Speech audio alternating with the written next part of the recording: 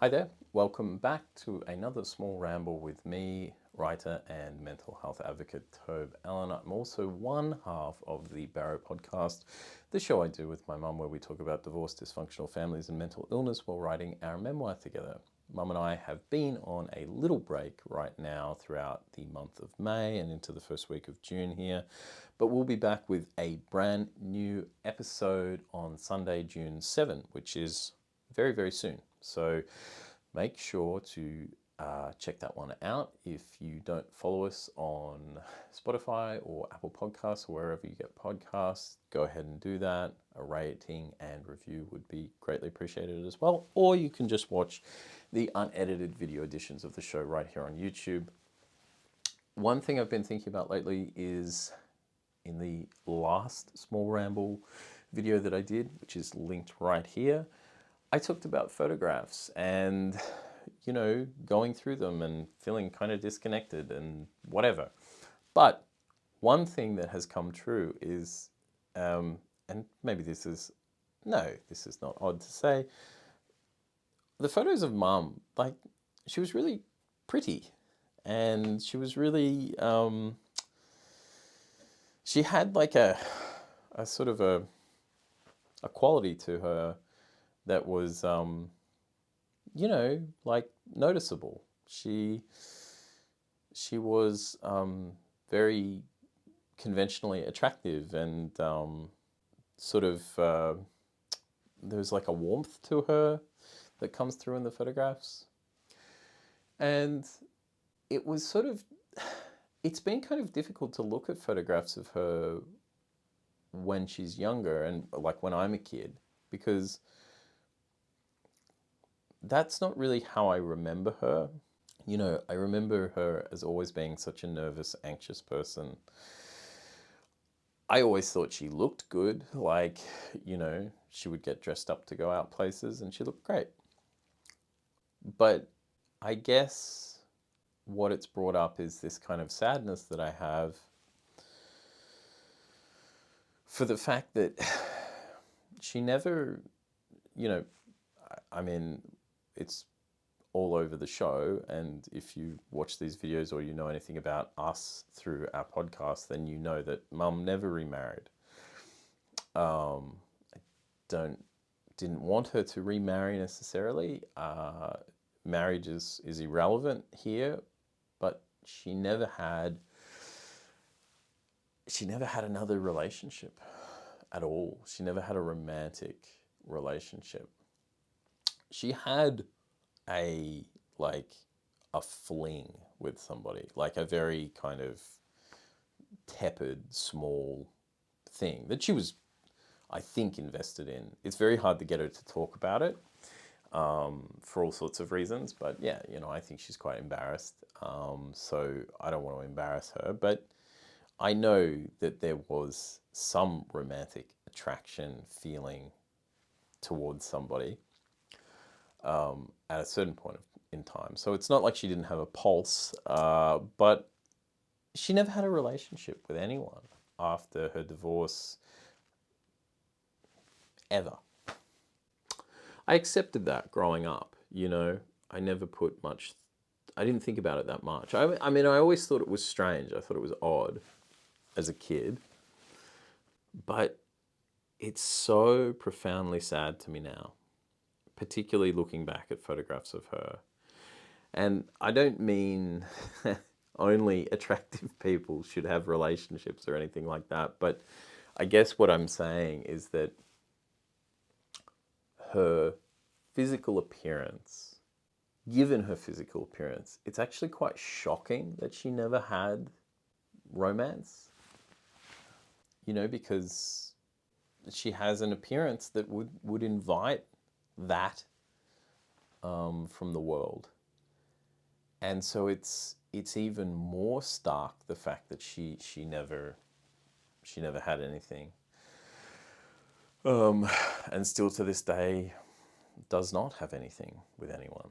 And I feel terrible about it. I think it's awful. And by the way, I also don't mean that the only state of being or the best state of being is being in a relationship. I definitely don't think that, and I have gone through a lot of questioning about that myself more recently. But, you know, certainly it's pretty shocking that she didn't share, you know, a few years of her later life with anybody, that she didn't go on dates, that she didn't experience anything in that arena of her life. And only she can truly account for that. I know that she was incredibly anxious and nervous and depressed as a result of, you know, how things went with her divorce and all sorts of things. But it was a lot bigger than that. I think she's, you know, we've sort of fleshed it out on the show, but she had this sort of enmeshed, weird relationship with her parents that only got worse, and she kind of missed the boat on love and feeling, and that's pretty hard to grapple with. And I think she's really struggling with it now. Like, it's really, like, she's shocked by it, she's surprised by it. And it was interesting the other day because I had these photographs of her, and even she said, she saw them and she was like, oh wow, I was pretty. Or, you know, I think she said something like, the woman in that picture is pretty. And I was like, well, yeah, you know, like, but she never experienced that. And it's just so sad when your internal and external just don't match up in any way, that you're so lacking self-worth and self-belief and esteem and confidence and all those things that you don't even know what you look like. You don't even know how you come across to other people. And you don't believe you have any agency. Mum never believed that she could do anything with her life as a person, you know, like that she could be out in the world, that she could date, that she could have relationships, that she could do all of that. She believed was not available to her, and only she knows why she thought that. But it's pretty bleak, actually, and these photographs that I've been looking at lately have really brought out this kind of very sick feeling in me of like, how did this person miss out on so much? And why did they allow themselves to miss out on so much? It's really hard. And it's hard having a parent who is sad. It's hard having a parent who is missing out on happiness, or at least missing out on experiences that the world would offer them. And I think both as an only child and as a son of an unhappy mother, you know, it's, as I say, it's difficult living inside somebody's unhappiness, inside somebody's meltdown, inside somebody's, you know, I always had this sense that, like, I couldn't believe that Mum wasn't taking action, and she wasn't engaging her agency. She was just sort of, time was just passing by. I always had a sense and a sick feeling in my stomach of, like, I could see the sand in the hourglass just sort of running down. Like, what are you doing? You're just standing still. Why don't you go out in the world and live something, you know? And she never did. And as the son of an unhappy mother, I think there's these weird sort of burdens to that. Like, you sort of become this surrogate therapist and surrogate, you know, boyfriend. You fill the gap or the void of the absent male. And that's a whole other thing. I mean, I should do a video on that, but it's like, it's tough. It's been hard emotionally to witness the way she's lived her life, and to witness the ways she has not lived her life. Yeah, makes me sad. So yeah, that's a really cheery one today.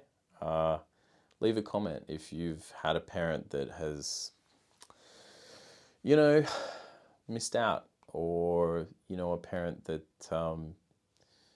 you've been unhappy for the way things have worked out for them. Did you have a mother or father who never went back to dating, who never experienced relationships after a divorce? And what's the toll of that? What's the effect of that? I think there's a great effect in terms of not having, somebody in a support role for them. I've often wished mum had a boyfriend, because it might save me an earful or two over the years. Leave a comment if you've got a similar story that you want to share, and come and check out the Barrow Podcast. Like I say, we'll be back June 7th, Sunday, very, very soon, with fresh episodes, and going into a whole new sort of, not a new direction, but a whole new territory we'll be covering with the show in the coming episodes. So come and check us out. Links and further information can be found in the description to today's video, as well as on the homepage to this YouTube channel. Until next time, bye.